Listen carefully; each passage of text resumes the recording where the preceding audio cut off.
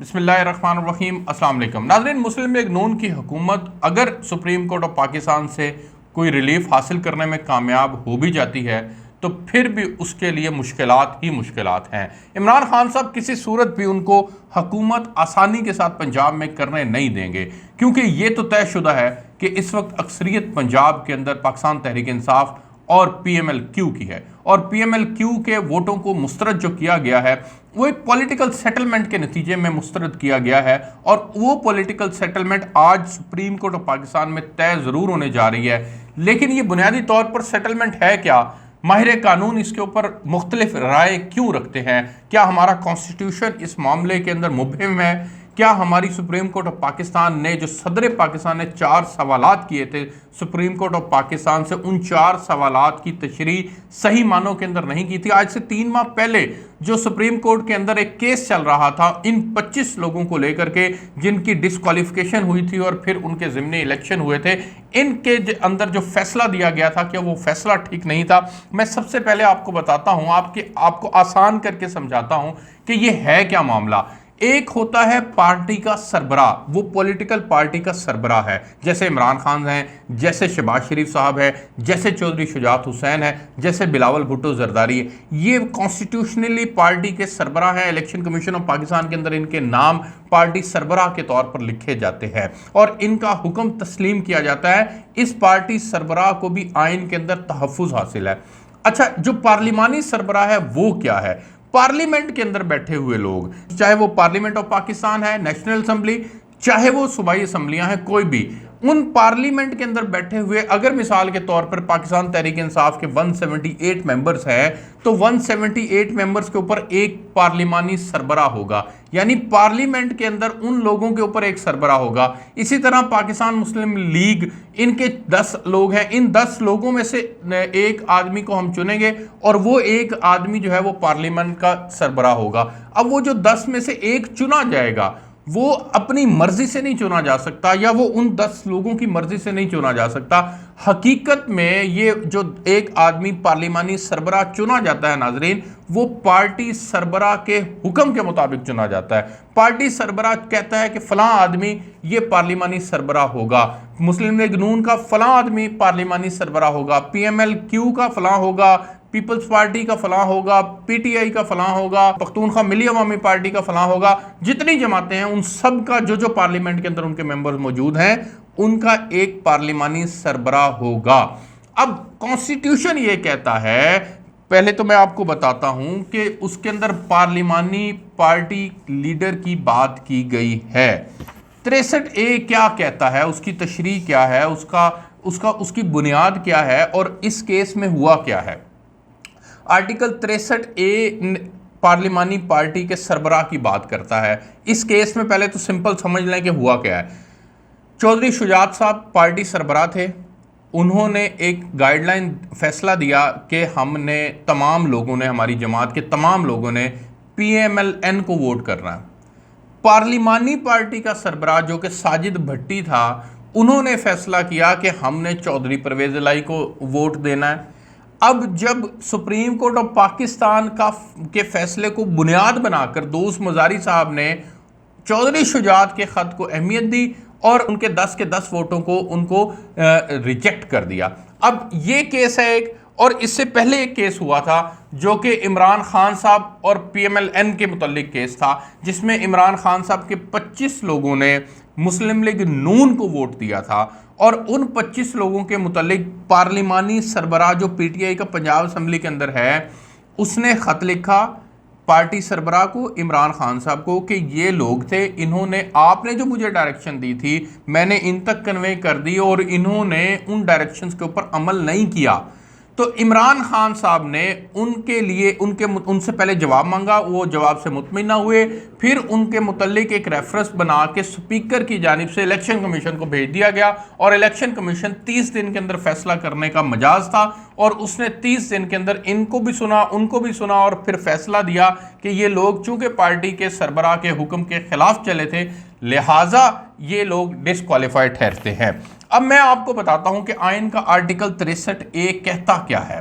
आइन के article 63A के मुताबिक किसी रुकने पार्लिमान को इन्हराफ की बुनियाद पर नाअहल करार दिया जा सकता है। नाज़रीन, मैं आपको बताता हूं कि कौन सी ऐसी 3 अहम बातें हैं जिनके ऊपर पार्टी की लाइन को फॉलो हर सूरत किया जाना चाहिए, अदरवाइज आर्टिकल 63A के इस मामले में, जिसमें मैंने आपको बताया कि आप अगर आइन के आर्टिकल 63A के मुताबिक किसी पार्लिमान को इन्हराफ की बुनियाद पर नाअहल करार दे सकते हैं, वो कौन सी ऐसी 3 बातें हैं। पहली बात, प्राइम मिनिस्टर का इलेक्शन या चीफ मिनिस्टर का इलेक्शन।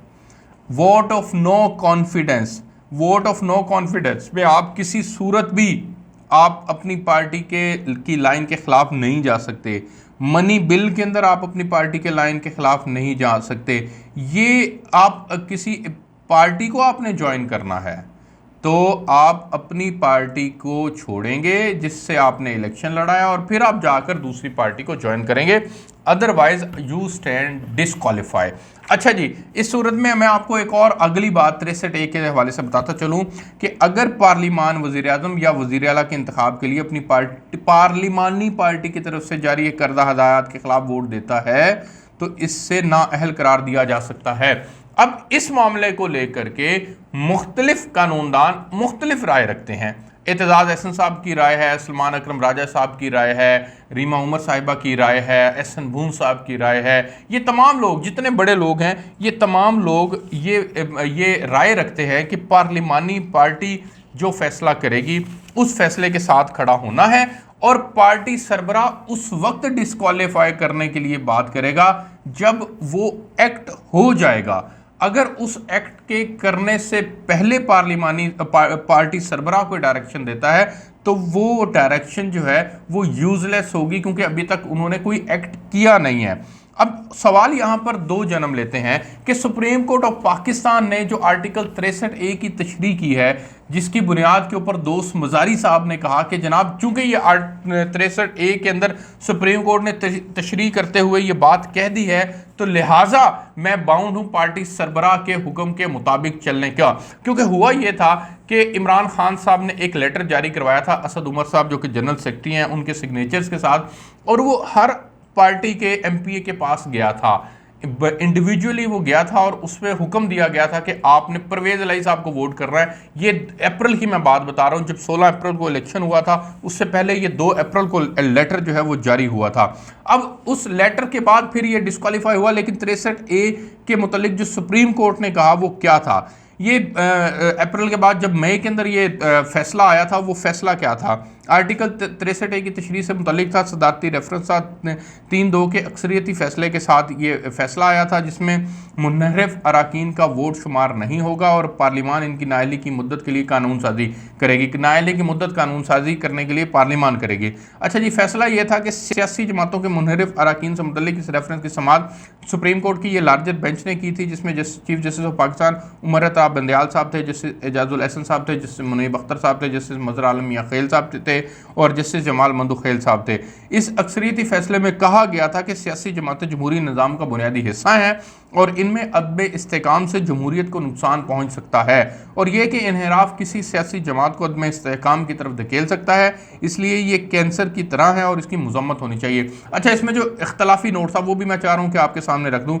बेंच के जो अरकान थे, जिसमें जस्टिस मजहर आलम खेल मियाँ और जस्टिस जमाल मंदुखेल थे, उन्होंने कहा था कि अक़लियती फैसले में लिखा था कि आइन का आर्टिकल 63 अपने आप में एक मुकम्मल कोड है जो पार्लिमान के किसी रुकन की डिफेक्शन यानी इन्हराफ और इसके बाद के इक़दामात के बारे में जामिया तरीक़ेकार बयान करता है। बेंच के इन अरकान ने अपने फैसले में लिखा कि इनकी राय में आइन की शिक 63 की मज़ीद तशरीह आइन को नए सिरे से लिखने या इसमें वो कुछ पढ़ने की कोशिश होगी और इससे आइन की दीगर शिकें भी मुतासिर होंगी जो सदर ने इस रेफरेंस के ज़रिए पूछा तक नहीं, इसलिए ऐसा करना हमारा मैंडेट नहीं है। अब मैं आपको बताता हूं कि डिप्टी स्पीकर की रूलिंग जो उन्होंने दी थी वो इस सुप्रीम कोर्ट ऑफ पाकिस्तान के फैसले की रोशनी के अंदर दी थी, जिसके अंदर मुनहरिफ अरकान का वोट शुमार नहीं होगा, और वो ये कह रहे हैं डिप्टी स्पीकर साहब कि चूंकि पार्टी सरबराह ने मुझे लिखकर भेज दिया है इसलिए मैं इनका वोट शुमार नहीं कर सकता।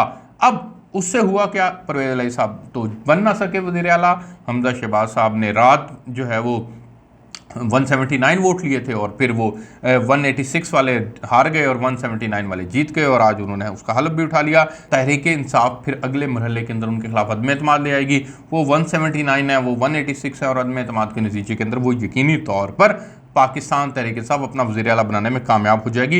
इससे होगा क्या? इससे होगा ये कि पॉलिटिकल इंस्टेबिलिटी रहेगी मुल्क के अंदर, डॉलर इसी तरह ऊपर चढ़ता रहेगा, पाकिस्तान के अंदर जो कारोबारी बरादरी है, बिजनेस कम्युनिटी है, वो इसी तरह पिसती रहेगी, परेशान हाल रहेगी, खुलकर कारोबार नहीं कर सकेगी, स्टॉक एक्सचेंज नीचे आ जाएगा, सियासी बहरान जारी रहेगा।